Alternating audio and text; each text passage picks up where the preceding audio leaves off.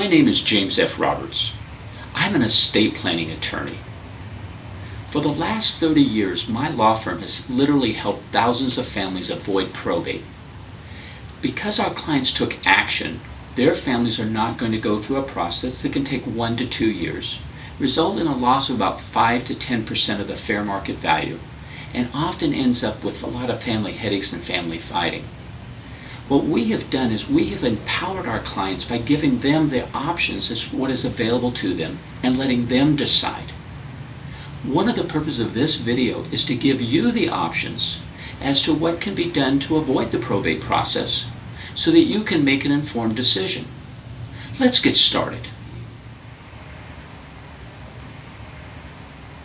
The government has a plan for those that don't plan.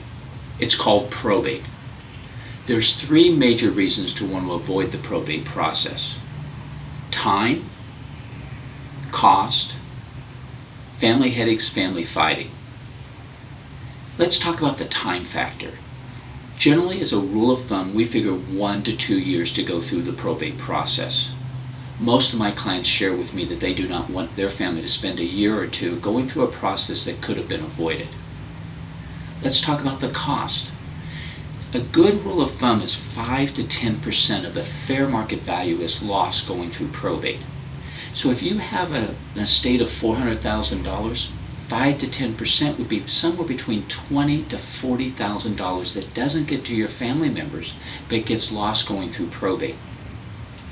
The other reason to want to avoid probate is just the additional headaches and stress that you put your family under when they're going through this probate process, this government process.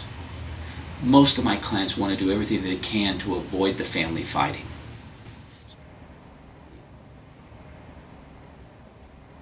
So how do we avoid this probate process? A will is not the solution. If you own any real estate, even if you have a will, it will still go through the probate process. Joint tenancy is not the solution because joint tenancy delays probate from husband to wife or wife to husband, but doesn't avoid it from parents to children. And some clients say, well, I'll just put my children's name on title. But if you were to put your son or your daughter's name onto your home, onto your bank accounts, and your son or your daughter was involved in a serious car accident or got sued for any other reason, their creditors could come after their assets, which is your home, your bank accounts, etc. Just not a good solution.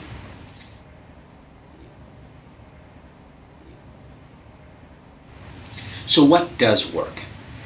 Rather than thinking of a trust as some legal complicated document, it's my recommendation that you think of a trust as a bucket. There's 3 parties to a bucket, there's 3 parties to a trust. There's the party that puts something into the bucket, there's the party that manages what was put into the bucket, and then there's the party that gets the benefits of what was put into the bucket.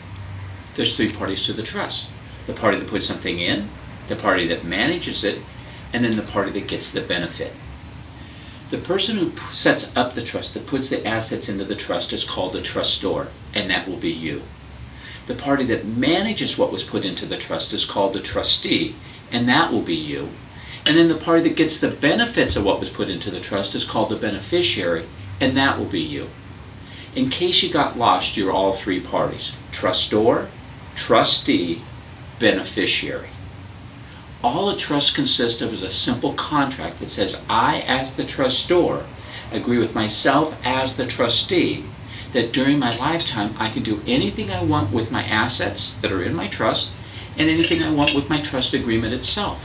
I can amend my trust, I can revoke my trust, I can add assets, I get all the income, I get all the principal. Once I sign this contract between myself as the trustor and myself as the trustee, the next step is to change the title on my home, my bank accounts, etc., so that they're now put into my trust. And so instead of them reading in my name as an individual, they now read my name trustee of my family trust.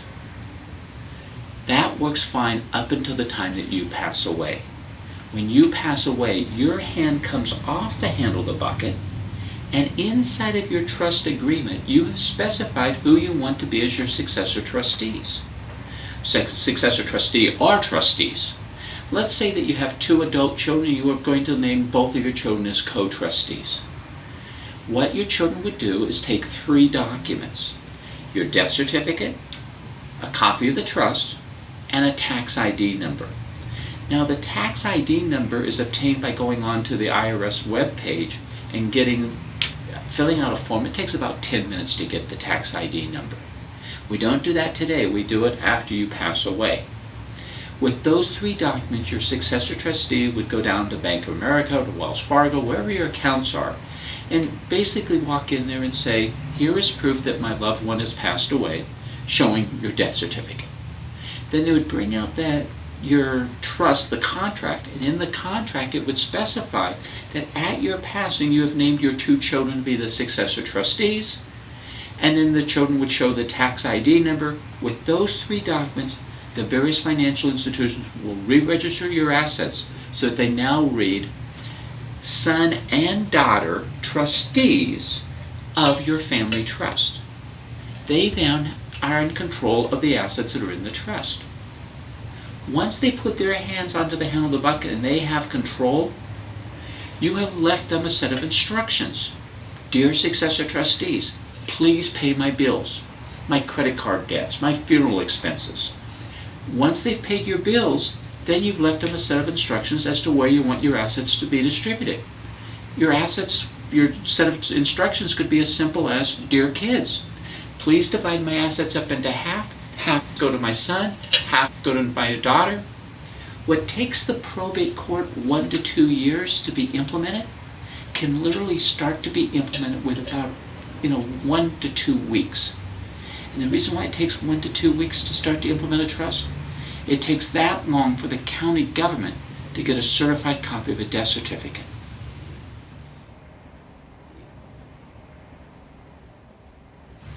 Call to schedule a consultation with an experienced estate planning attorney. At that consultation, the attorney will sit down with you and answer any questions that you have about your estate plan. We're going to talk with you specifically about some options as to who you might consider to be your successor trustee and how you want your assets to be distributed to your beneficiaries. That consultation is without any obligation to proceed. Take advantage of that consultation. Call my office today to schedule that meeting.